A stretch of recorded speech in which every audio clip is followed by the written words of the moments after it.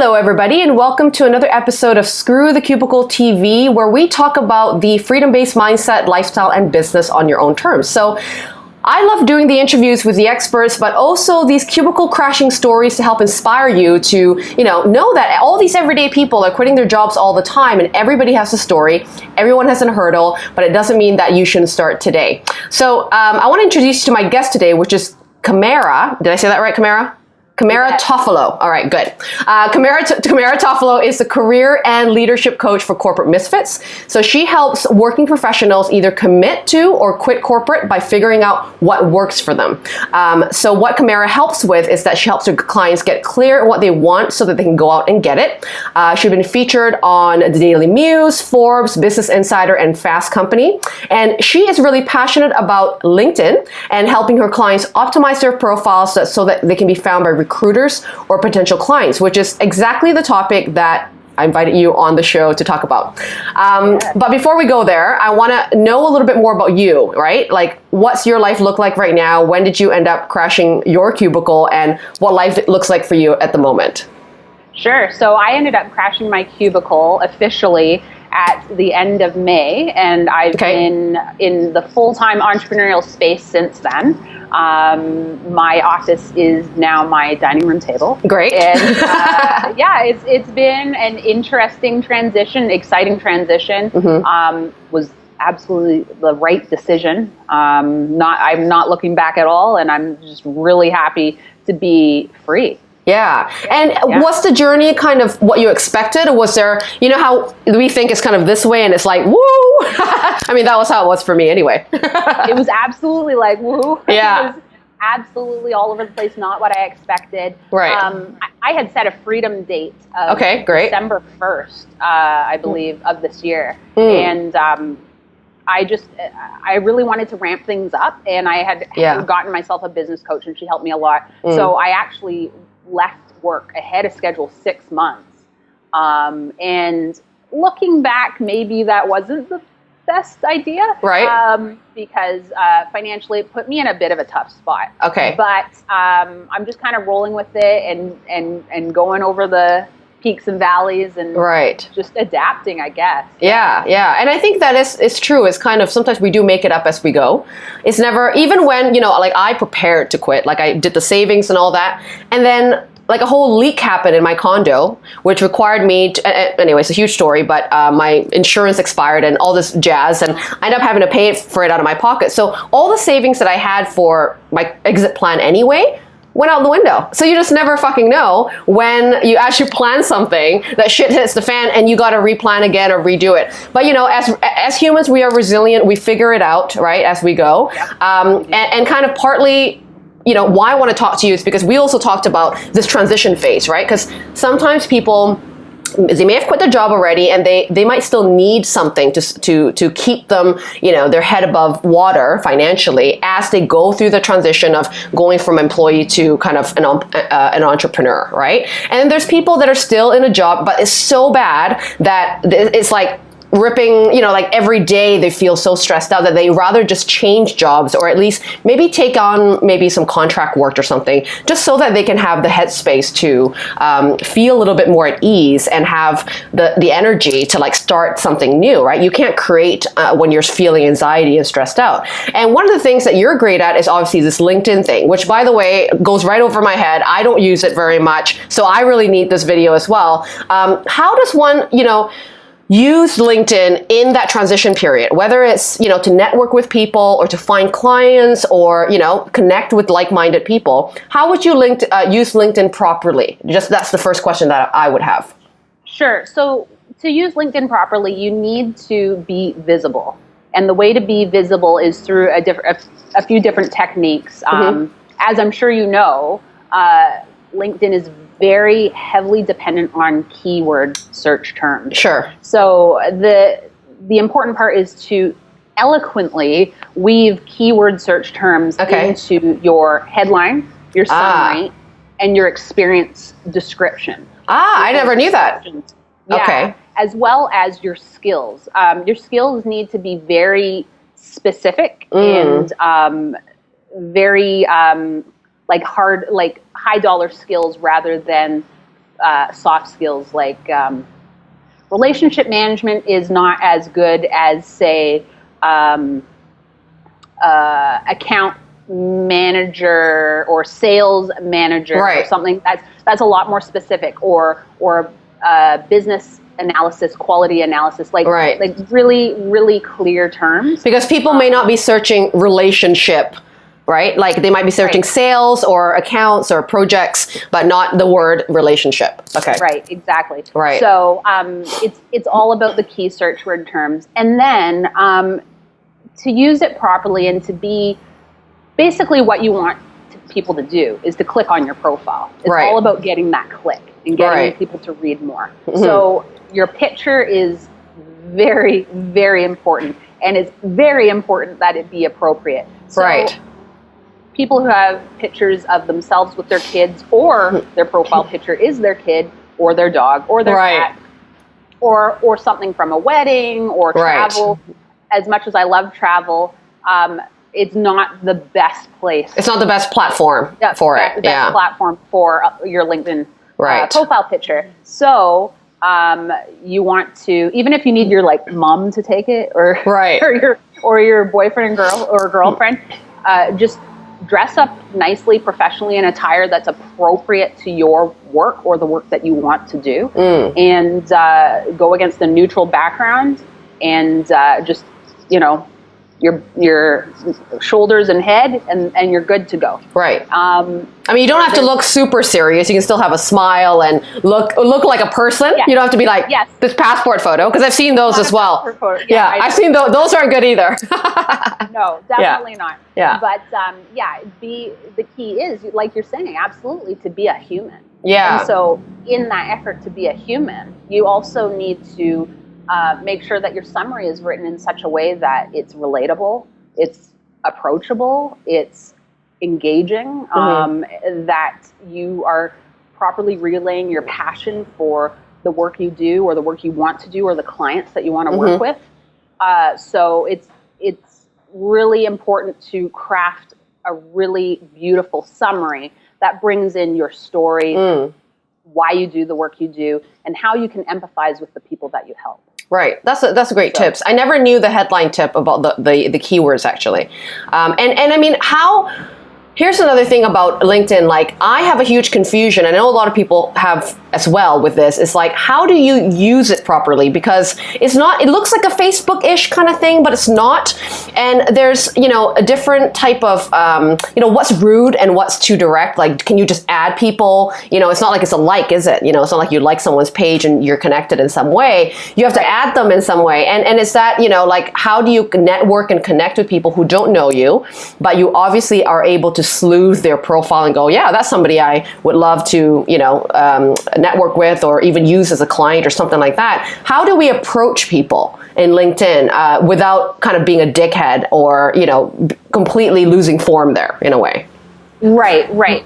So there is definitely some dickhead moves, which I'll get into later, but the non-dickhead moves are where, so basically the culture on LinkedIn is a lot different than Facebook, being that it's a much lower risk environment.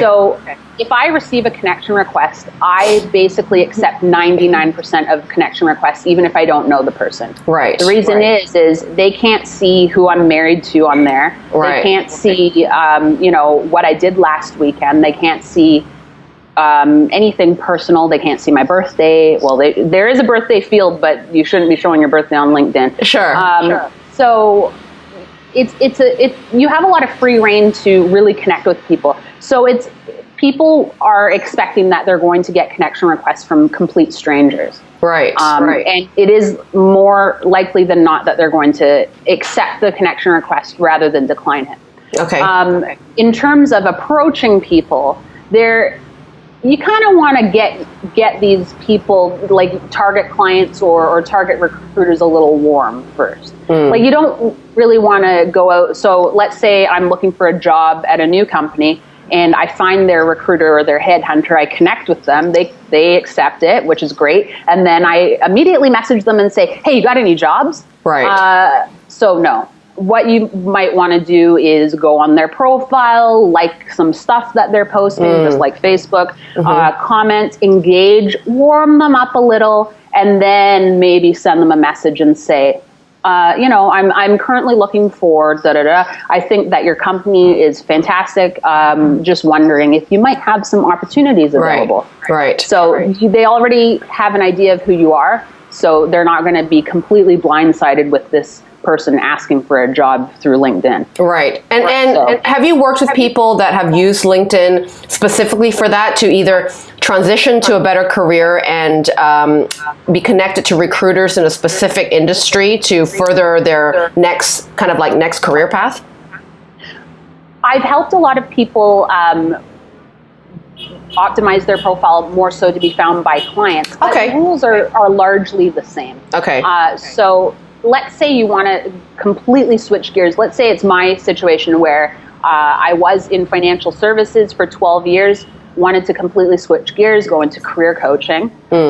So I revamped, I gave my whole profile a facelift. Okay. So I basically rebranded the profile. I reduced my descriptions on my financial services roles, amped up my description on my career coaching business, and as well as my summary. It became completely dedicated the work I do in career coaching and LinkedIn, as well as my headline. That totally changed as well. But one thing I should mention is when you do go through and make these changes, you need to make sure there's a little button, a little sliding button where it tells you or asks you if you want to turn off or turn on notifications to your network. So if you're doing a full facelift, let's say you secretively want to leave your job, doing a full facelift, you want to turn that off. Because you don't want your boss getting wise to the fact that you're going to leave for your side hustle, right? Right, so, that's true.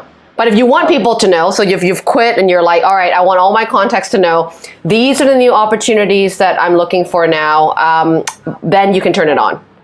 Yes, then once you're ready, yes.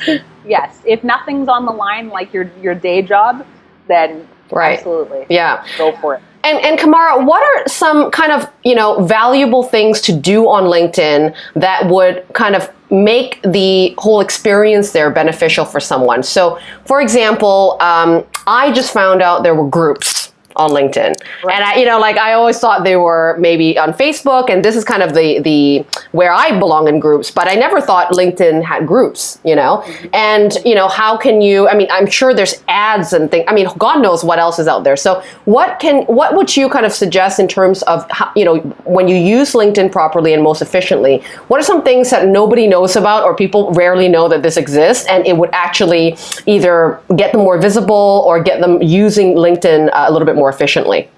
Okay. So profile-wise, the first thing where you can amp up your efficiency is back to the headline. So in your headline, the default is your current job. So for me, it would just be career and leadership coach at Kamara Toffolo, because my company is my name. Right. So that's pretty boring and not enticing a click. So what you want to do is say, I help so-and-so. Like I find these solutions for so-and-so. So whether it's an employer or potential industry or potential client, you want to do that in the headline. So that's something that people generally don't know. When you add a new role to your profile, it will automatically check off a box where it says update my headline to this. Okay. So you want to make sure that you uncheck that. Okay. In terms of groups, absolutely, very powerful. You can either belong to groups where there are like-minded people, or you can belong to groups where your ideal clients might live, and engage in discussions. And that will get you huge profile views. It's probably one of the most powerful ways to engage on LinkedIn is through groups. Oh, really? Wow. Yeah. And they function much the same to Facebook, except there's a lot more featured discussions going on. Like LinkedIn kind of ranks them as opposed to Facebook. Well, some Facebook groups do that too, but usually the Facebook group timeline is very sequential and very chronological, right? Sure. In LinkedIn, it's going to shift up the more popular stuff. Right. Yeah. So you can insert your 2 cents into one of those more popular discussions, and then that's another great way to keep visible. And would you use groups to find, sorry to interrupt, I just had a quick question. Would you use groups to also find clients then as well? Absolutely. And people are okay with that, like being in a way, you know, because entrepreneur, like we belong to a couple of entrepreneur groups, and it's kind of, you know, okay for certain days to pitch or certain days to offer your services. Is that about the same as, I mean, do those rules apply to at Facebook groups? LinkedIn groups, sorry. No, that's okay. So in Facebook groups, now I'm saying Facebook. Yeah. Each LinkedIn group does have their house rules. Okay. A lot of them are defaults because I think a lot of the admins don't know that they can edit it. Okay. But there are certain rules about who you can reach out to directly via the InMail and how frequently you can do that. Okay. But what you would want to use groups for is to establish yourself as a trustworthy person, just like you do in Facebook groups. So you're engaging in conversation and you're developing relationships, again, keeping the warmth going so that when you want to do the jab, jab, jab, right hook. Yes. Yeah, Gary V. Yeah, Gary V. When you do go for the right hook, then it's not a shock, right? Yeah, absolutely. So keeping those contacts warm. Excellent. Is what groups are for. Yeah. All right. One quick question for you before we go into, because someone asked, I asked the Facebook group to obviously pick out a question for you for the very end. So we'll save that for last. But one last question from me is, you know, it's so overwhelming sometimes of what to use for social media. You know, people's got Instagram accounts, there's Twitter, there's Facebook pages, and there's the groups.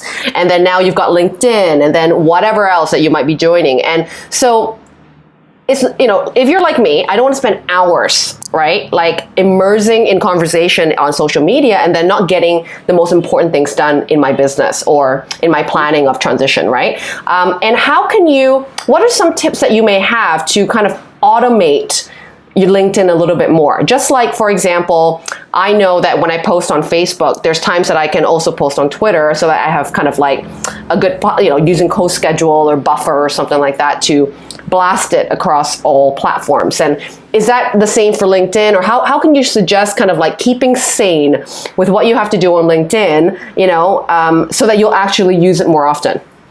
Sure. So LinkedIn, I recommend that people use LinkedIn only between 7 and 9 in the morning on weekdays. Oh, okay. So weekends chop out immediately. Most people that use LinkedIn regularly are using it kind of when they roll into the office, grab their cup of coffee, right? Check their news feed, check their pulse feed on LinkedIn for great articles, and then do a little bit of engagement, move on with the day. So you don't even have to worry about weekends. In terms of automation, I personally haven't used Hootsuite or Buffer for automation in my LinkedIn. I do go in, I do use the same content across all platforms. So Instagram, Facebook, and LinkedIn will get the same content every day from me, which is usually an inspirational quote. And I will go into each of those apps so that I am posting them natively. But I'm still recycling content. Right.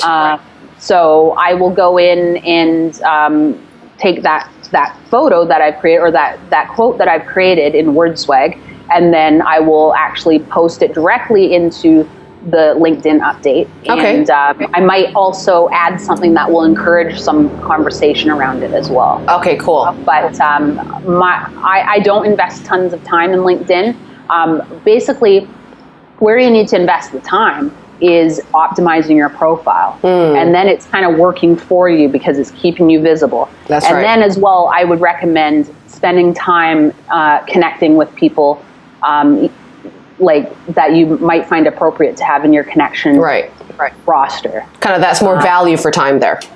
Absolutely. Yeah, absolutely. Yeah. Okay, awesome. All right, so we're going to take a question from my Facebook group, The Unconventionalists, and we have a question for you, Camara. So Ivor Kondrick asks, how powerful are LinkedIn articles? And what is the best way to leverage these? So I'm assuming Ivor meant kind of posting a blog or, posting an article that you wrote. And how, do people read these things, and, how can you leverage this to, gain more interest in your expertise or your authority in a particular problem that you solve in your business? Mm-hmm. So that's a great question from Ivor. I am a huge fan of LinkedIn Publisher. I have my own blog on my own site, but I will sometimes recycle that content into LinkedIn Publisher. It's all about, and like we were talking about earlier, it's all about taking up more LinkedIn real estate. So I think there's huge value in using Publisher. If you don't have your own blog and you feel like writing, it's a great way to get your feet wet. Doing that, the platform is very user-friendly. Okay. It's really easy to use, and it is a great way to get exposure and be found. As well, Google really loves LinkedIn. Oh, really? Yeah, so if you Google yourself, I Google myself every day. But my name is way too common sometimes, but I'm getting up there. Yeah, great. So if you Google yourself, you will see in the search ranks, if you have a LinkedIn profile, you'll see that your LinkedIn profile ranks above Facebook. Wow. Yeah. I never knew that. I'm going to have to start digging into that LinkedIn. You might have to have a quick look at mine. Sure, no and see what the hell are you doing wrong. Yeah, I was always quite afraid to use it because I'm like, oh, that's just the corporates. Like, I used to use it back in corporate, and to get connected with my clients and things like that. And I never thought that it would actually be something that could be business. And in a way, it makes sense, especially for me. There's probably a lot of corporate prisoners and concubines up in that jam there. And I should probably be linking up to them quite often, or even starting a group there, something like that as well. So yeah, I'm really glad that you told me a little bit about that. That's really kind of fueled me to do a bit more research on it, and would love your advice on kind of my profile and seeing what you can do with it. Yeah, you bet. Yeah, so we'll add a bit more. So all these interviews have a video blog as well that we attach to it. So I'll get all your kind of breakdowns of your best things to do on LinkedIn and non-negotiable. So we'll add more tips and advice from you on that page. But for people who want to find you and get your help in helping them, get more visible on LinkedIn, how can they do that with you? Yeah, well, they can hit me up on all the social media. The only one I'm not that active on is Pinterest. Okay, yeah. I know, me neither. I need a lesson on that. I don't know how that works. Right. I just look at recipes and puppies. But they can go to my website, camaratoffolo.com, KAMARATOFFOLO.com, or they can hit me up on Twitter, Camaratoffolo, or LinkedIn. They can search me, Camaratoffolo. I'll accept their connection request. Yeah.